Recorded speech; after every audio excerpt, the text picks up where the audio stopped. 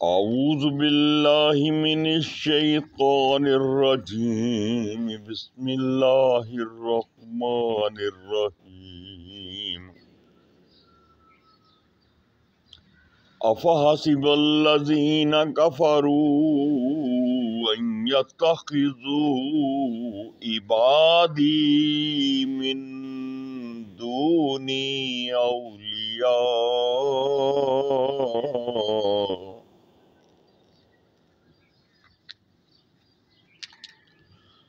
اِنَّا أَعْتَدْنَا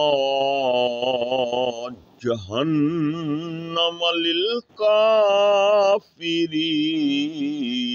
نُزُلًا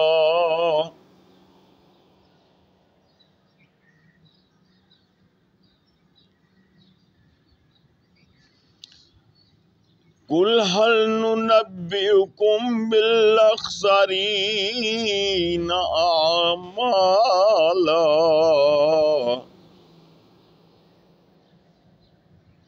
الَّذِينَ ضَلَّ سَعْيُهُمْ فِي الْحَيَاةِ الدُّنْيَا وَهُمْ يَحْسَبُونَ أَنَّهُمْ يُحْسِنُونَ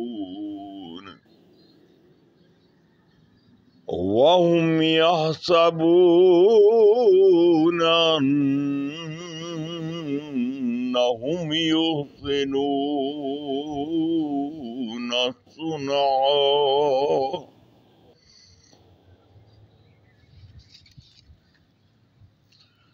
أُولَئِكَ الَّذِينَ كَفَرُوا بِآيَاتِ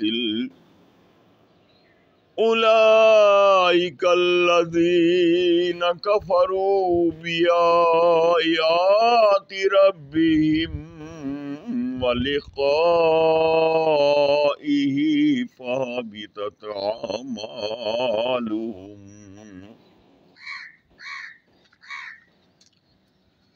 فهبطت أعمالهم فلا نقيم لهم يوم القيامة وزنا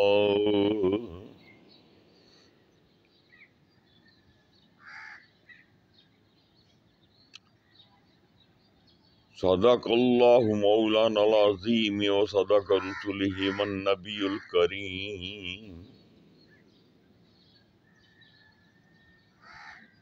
اللہ تبارک و تعالیٰ کا شکر ہے،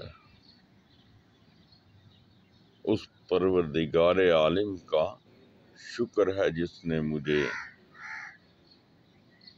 سورہ کہف کی آخری رکوع کی پہلی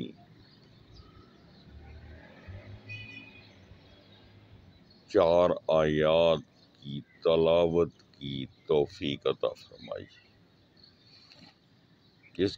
جن کا ترجمہ کچھ یوں ہے: تو کیا یہ لوگ جنہوں نے کفر اختیار کیا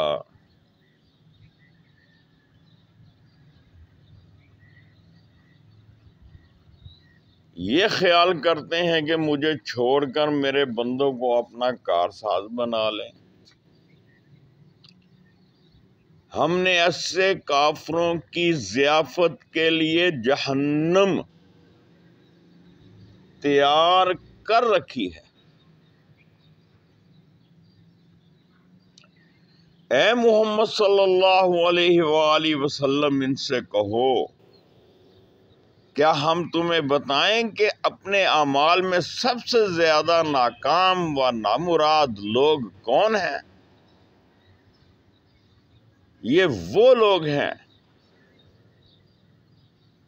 کہ دنیا کی زندگی میں جن کی ساری سعی و جہد کوشش راہ راست سے بھٹکی رہی اور وہ سمجھتے رہے کہ وہ سب کچھ ٹھیک کر رہے۔ یہ وہ لوگ ہیں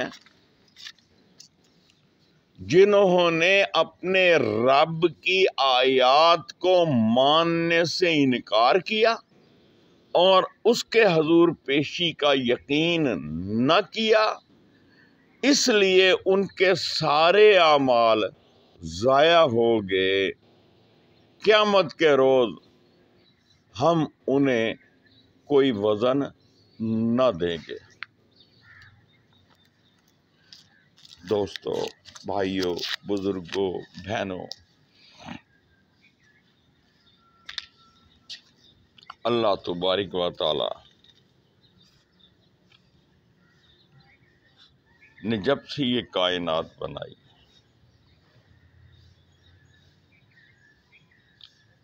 اور جب بھی انسانیت راہ حق سے بھٹکی، اللہ کے بتائے ہوئے طریقوں کے مطابق زندگی بسر کرنے سے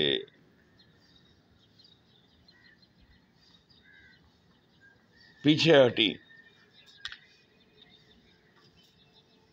اپنی من مرضیاں کرنے لگی، تو اللہ تبارک و تعالی نے ان کو ان کے حال پہ ہی نہیں چھوڑا، بلکہ ان کی رہنمائی اور رہبری کے لیے وقتاً فوقتاً اپنے پیارے بندے، اپنے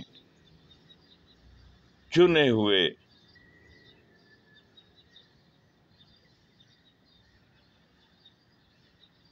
نبی اور پیغمبر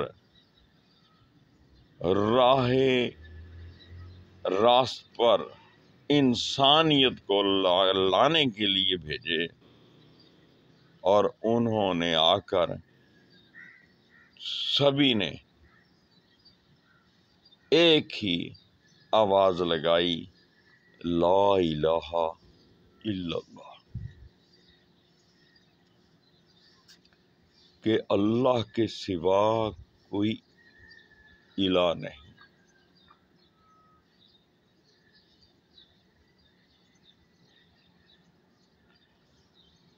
اس کا مقصد یہ ہے کہ اللہ نے ہمیں پیدا کیا، اللہ ہمارا خالق ہے، اللہ ہمارا مالک ہے، اللہ ہمارا رازق ہے، اللہ ہی ہر چیز پہ قادر ہے، اور یہ زندگی بھی اسی کی عطا کی ہوئی ہے جو کہ ہمارے پاس امانت ہے۔ وہ جب چاہے جب چاہے جس کو چاہے پیدا کرے، اور جب چاہے جس کو چاہے ختم کر دے۔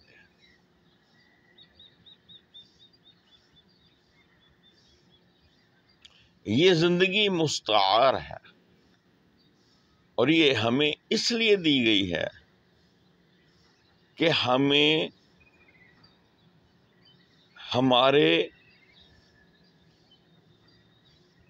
وہ راستے ہمیں بتا دیے جن پر چل کر انسان فلاح پا سکتا ہے، اور وہ تعین جس نے پیدا کیا ہے اسی کی مرضی کے مطابق اگر ہم زندگی بسر کریں گے تو یہ زندگی سود مند ہے، فائدہ مند ہے، اور اگر اس کے احکامات کے مطابق ہم نے یہ فیصلے نہ کیے، اس کے حکم کے مطابق اگر ہم نے زندگیاں بسر نہ کی، تو سوائے نقصان کے، سوائے گھاٹے کے ہمارے پاس کچھ بھی نہیں۔ ابھی جو میں نے آیات تلاوت فرمائی اور ان کا ترجمہ آپ کے سامنے پیش کیا، ان کا لب لباب بھی اگر آپ ان پہ ذرا غور و فکر کر کے دیکھیں کہ اللہ تبارک و تعالی نے کیسے اٹل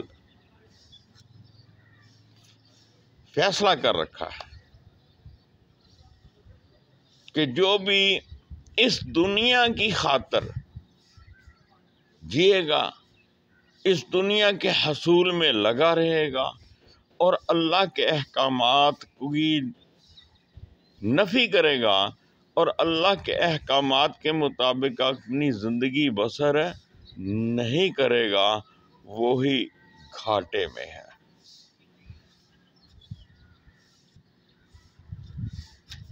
اور اس کی زندگی اس کے لیے ایک عذاب ہے۔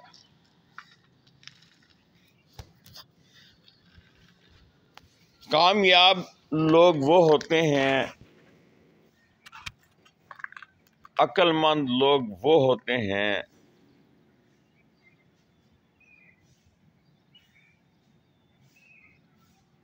جو شعور کی آنکھ سے دیکھتے ہوئے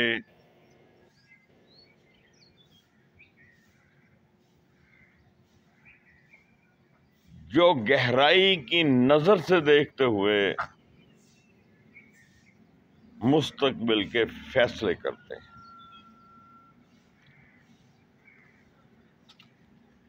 ایک بندہ ہے، اس نے اپنی تمام زندگی میں نماز ادا نہیں کی، جھوٹ کو اپنا اوڑا اور بچھونا رکھا، حرام کھایا، حلال کی پرواہ نہ کی، ظلم و ستم کا بازار گرم رکھا، اپنی تمام زندگی میں کوئی خیر اور فلاح اور بھلائی کا کام نہ کیا، اپنی انا کی تسکین کے لیے ہر وہ کام کیا جو اس کا مزاج اور اس کی طبیعت میں آیا، تو کیا وہ بندہ کامیاب ہے؟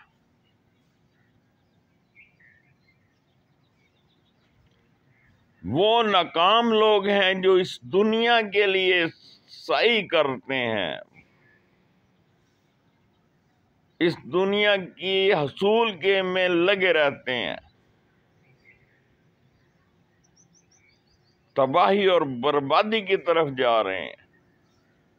اور کامیاب لوگ صرف اور صرف وہی ہیں جو اللہ کی بتائے ہوئے طریقوں کے مطابق اور نبی محمد صلی اللہ علیہ وآلہ وسلم کے طور طریقوں کے مطابق اپنی زندگیاں بسر کرتے ہیں، اور ان کا اس بات پہ یقین ہے کہ ایک روز قیامت برپا ہوگی، ایک دن روز محشر کا ہوگا جب کوئی کسی کے کام نہیں آئے گا، اور اس دن جس کسی نے ذرہ بر نیکی بھی کی ہوگی تو وہ اس کو پالے گا، اس کا اجر اس کو مل جائے گا، اور جس نے ایک ذرہ برابر بھی برائی کی ہوگی وہ اس کو بھی دیکھ لے گا، اور اس کا جزا و سزا بھی اس کو مل کر رہے گی۔ ہمیں ہمیشہ اس بات ہی کو سامنے رکھ کے اپنی زندگیاں گزارنی چاہیے کہ پہلی بات، ہمیں اپنی زندگی اور موت کے بارے میں بھی کوئی علم نہیں ہے کہ کس لمحے ہم اس دنیا سے کوچ کر جائیں۔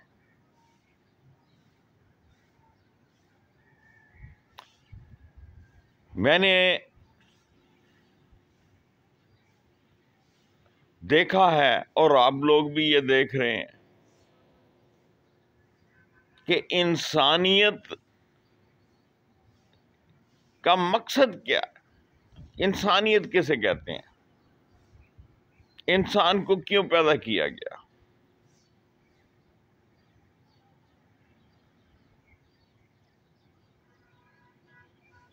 وہ پچھلے دنوں بھی بیان کیا تھا کہ سورہ تبارک الذی 29ویں پارے کی جو پہلی سورت ہے، اس میں اللہ تبارک و تعالی نے واضح طور پہ وہ فرما دیا ہے،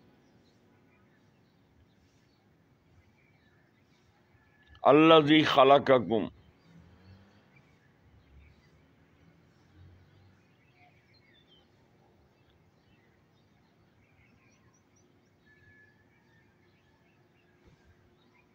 تبارک الذی بیدہ الملک وہو علی کل شیء قدیر الذی خلق الموت والحیاۃ لیبلوکم ایکم احسن عملا۔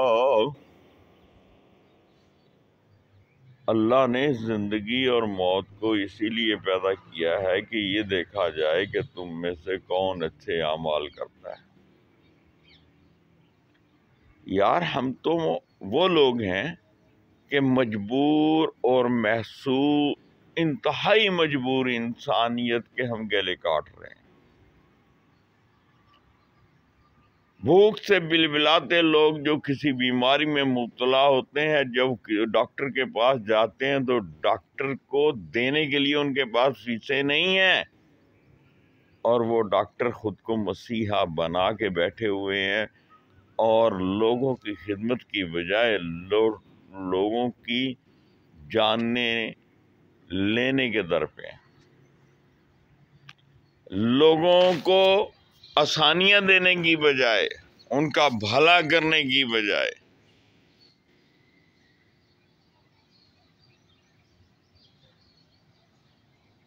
ان کی زندگیوں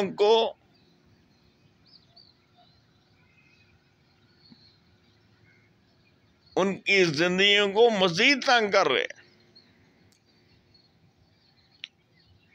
ہر محکمہ، ہر دفتر، ہر ادارہ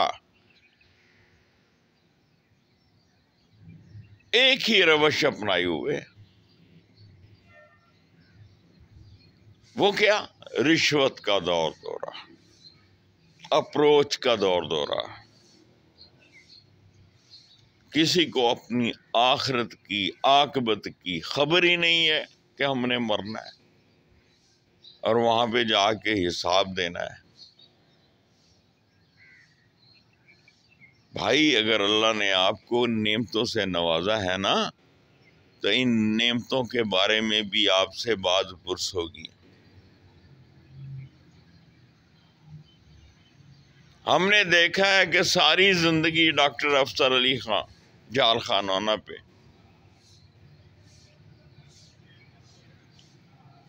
میں نے ان کو سن 1960 سے دیکھ رہا ہوں۔ ان کا وہ ایک شروع میں ایک چھوٹی سی دکان تھی، اس میں ان کا کلینک تھا، لوگوں کا رش لگا رہتا تھا۔ غالباً اس زمانے میں روپیہ 2 روپے پرچی ہوا کرتی تھی، اور وہ ساری زندگی خدمت خلق ہی کرتے رہے۔ انہوں نے کسی کو غلط نہ مشورہ دیا اور نہ غلط بات کی اور نہ کبھی لالچ کیا اور نہ کسی کو لوٹا۔ بڑی عزت کی زندگی گزار کے گئے۔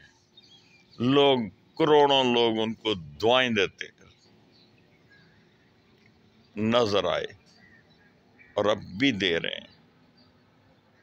اور آج کے ڈاکٹر جو ہیں، لوگ مجبوراً ان کے پاس جاتے ہیں اور جب باہر نکلتے ہیں تو پتہ نہیں ان کو کن الفاظ سے وہ یاد کرتے ہیں۔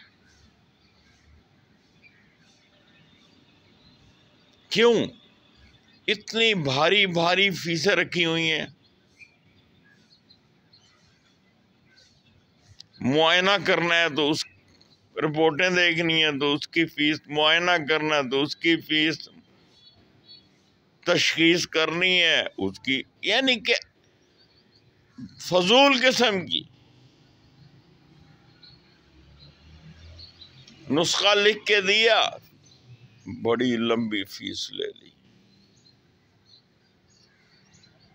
یہ کل جب جان نکلے گی نا، تب پتہ چلے گا تمہارے پاس ہے کیا، ہمارے پاس ہے کیا۔